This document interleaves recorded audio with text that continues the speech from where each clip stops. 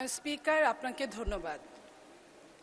আমি মাননীয় সংসদ সদস্য শওকতুল ইসলামের সাথে একমত হয়ে অবিলম্বে সংযোজিত করার জন্য এই চা শ্রমিকদের বেতনের বাড়ানোর জন্য অনুরোধ করছি এবং আপনার মাধ্যমে বলতে চাচ্ছি মাননীয় স্পিকার, 2022 সালে বড় ধরনের শ্রমিক আন্দোলনের পর 178 টাকা 50 পয়সা বেতনে চা শ্রমিকরা কাজ করে।